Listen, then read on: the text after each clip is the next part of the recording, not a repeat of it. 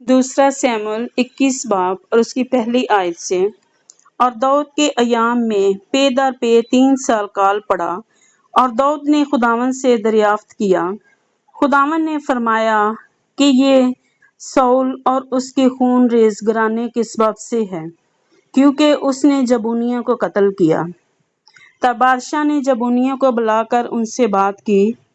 یہ جبونی بنی اسرائیل میں سے نہیں، بلکہ بچے ہوئے اموریوں میں سے تھے، اور بنی اسرائیل نے ان سے قسم کھائی تھی، اور ساؤل نے بنی اسرائیل اور بنی یہودا کی خاطر اپنی گرم جوشی میں ان کو قتل کر ڈالنا چاہا تھا۔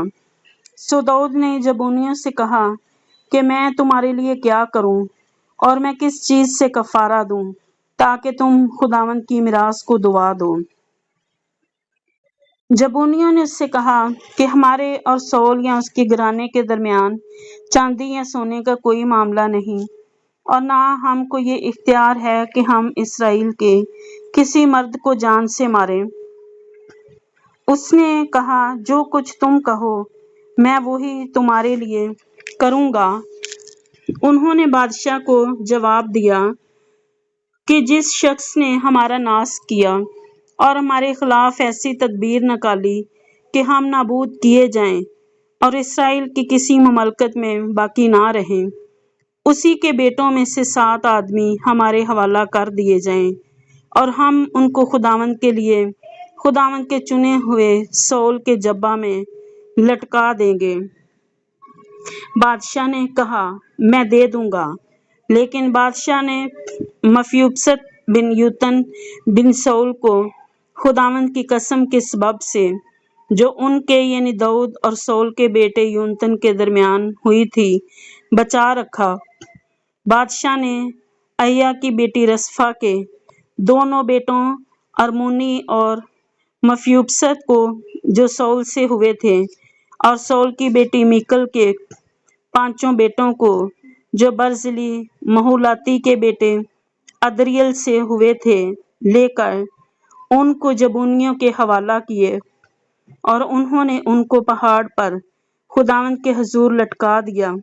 سو وہ 7 ایک ساتھ مرے۔ یہ سب فصل کاٹنے کے ایام میں یعنی جوں کی فصل کے شروع کے دنوں میں مارے گئے۔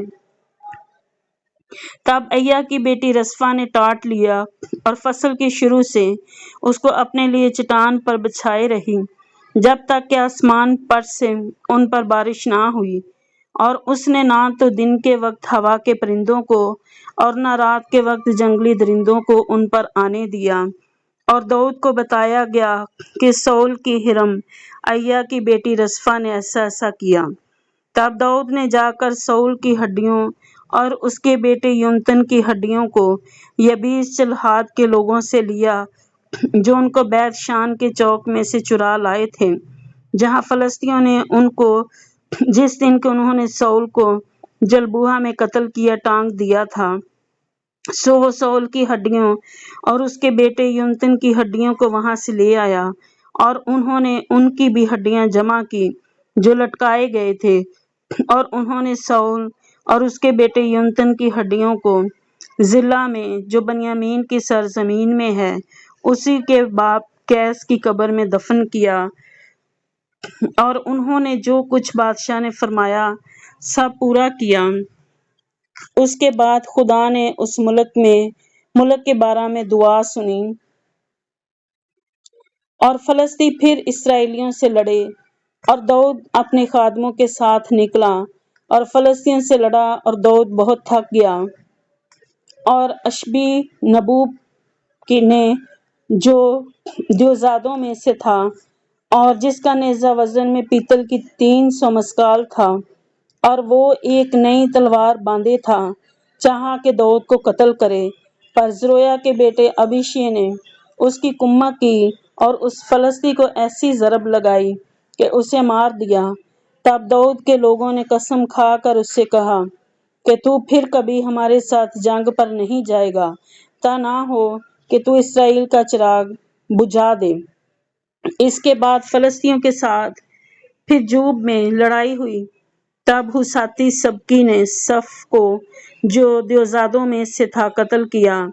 और फिर फलस्तियों से जोब में एक और लड़ाई हुई। तब अल-हनान बिन यरी अर्जीम ने जो बैतलहम का था जाति जूलियत को कत्ल किया, जिसके नेज़ा की छड़ जलाहे की शतीर की थी। फिर जात में लड़ाई हुई और वहां एक बड़ा कद्दावर शख्स था।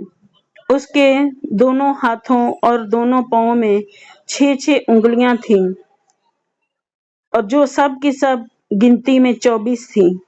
और ये भी उस देव से पैदा हुआ था। जब उसने इसराइलियों की फजीहत की तो दाऊद के भाई समी के बेटे युनतन ने उसे कत्ल किया। ये चारों उस देव से पैदा हुए थे और वो दाऊद के हाथ से और उसके खादमों के हाथ से मारे गए। आमीन।